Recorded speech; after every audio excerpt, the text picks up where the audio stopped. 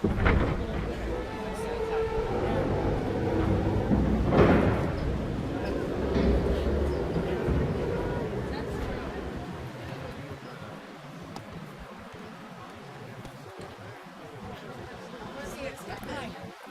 are medical instruments. Oh, wait,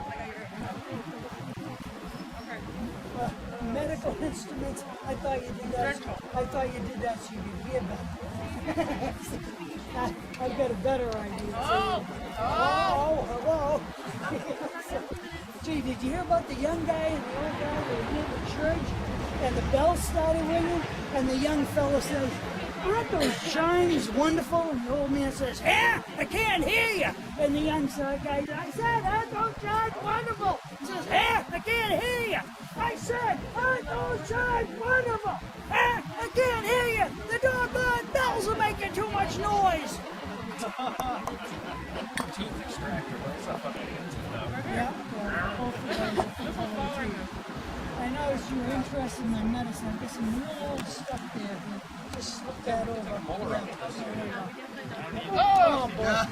You know, I knew it was old. I didn't think the worms in it.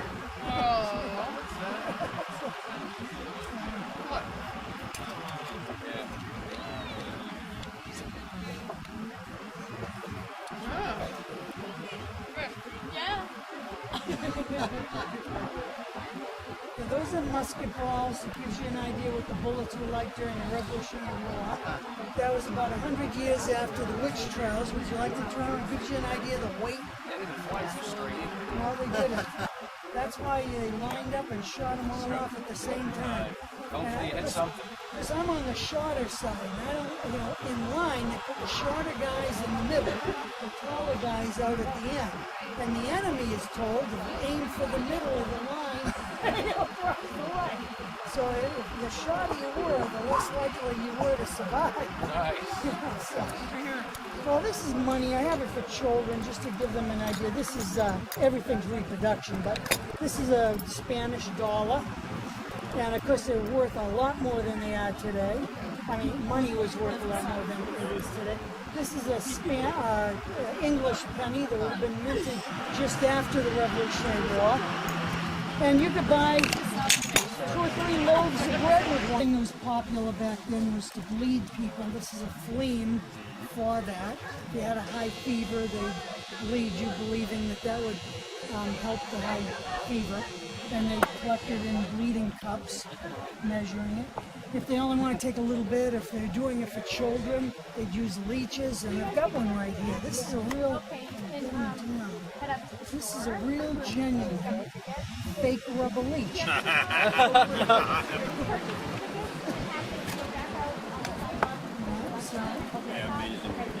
Yeah, because I have a hearing aid. Yep. Wait, who needs that? Well, that's what all the wives say. My wife says that. So, yeah. These are musket balls. It gives you an idea of the size, shape, weight of a musket ball. Those were the bullets back then. Them going through, Yeah, exactly. If you got hit in the torso area, usually when you brought your clothes in with it, and because the clothes are so filthy, you get infected and usually die. But if you got hit in the arm or leg, they might be able to go in with something like this and try and pull out the musket ball, but chances are the ball would be deformed or whatever. So, yeah, exactly, fragmented. And if it, if it really messed up the bone, they couldn't fix it. They'd use these instruments for the amputation.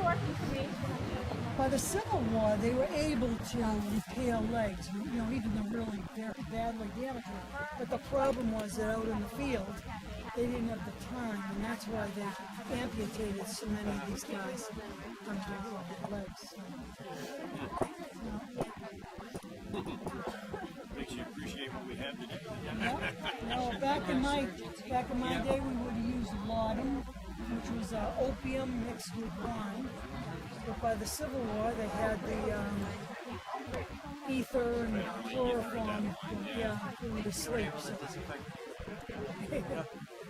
No, they might clean things, you know, like these would be my bandages. I'd rinse them out first and then reuse them. Reuse them. You know, but and you know, the war, it's like everything else.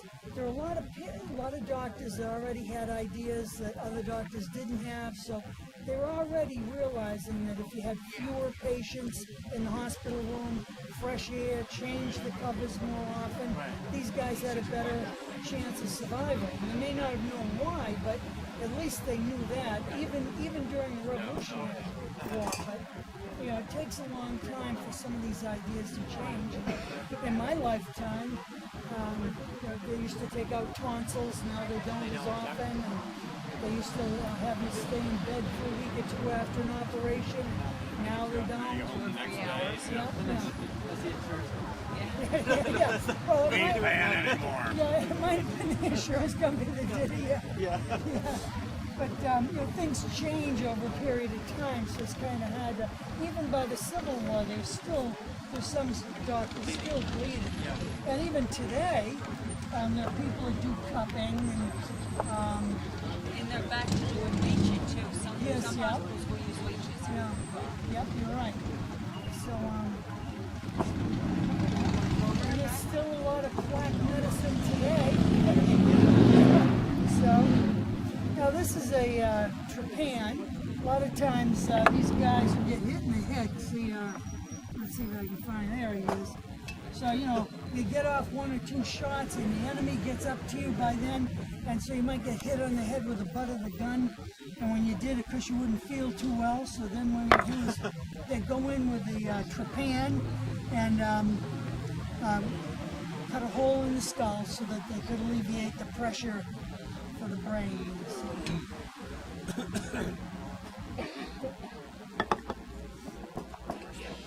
You're welcome. Yeah. Secure. Up. We're going to carry this way to the brain out the water, take down the balance, take down the collar, off the collar. Over. Up. Trail. On.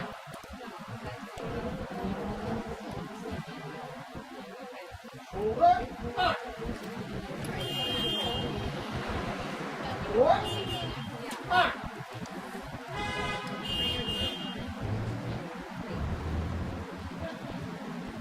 Over. Up. Present. Up.